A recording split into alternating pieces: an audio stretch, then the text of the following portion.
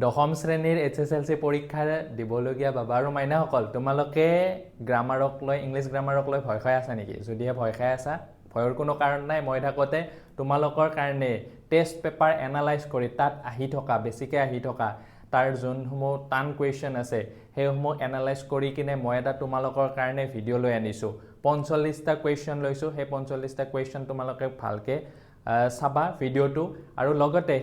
সেইটো ভিডিঅ' চোৱাৰ লগে লগে সেই 45টা কুৱেশ্যনে নহয় তাৰ লগত জড়িত কনচেপ্টসমূহ তোমালোকে জানা হ'বা গতিকে ভিডিঅ'টো সম্পূৰ্ণৰূপে চাবা আৰু তোমালোকে নিজে কনফিডেন্ট এটা ফিল কৰিবা সেইকাৰণে নামেই দিছোঁ বজৰং বান ভিডিঅ' গম পাইছানে তোমাৰ বজৰং বান পঢ়িলে যেনেকৈ নিগেটিভিটি দূৰ হয় এই ভিডিঅ'টো চোৱাৰ পিছত তোমালোকৰ গ্ৰামাৰৰ যিসমূহ নিগেটিভিটি আছে সম্পূৰ্ণ দূৰ হৈ যাব গতিকে ভিডিঅ'টো চাবা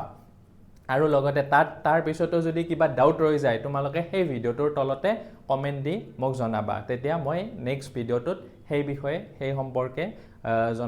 তোমালোকক জনাই কিনে আন এটা ভিডিঅ' বনাই দিম ঠিক আছে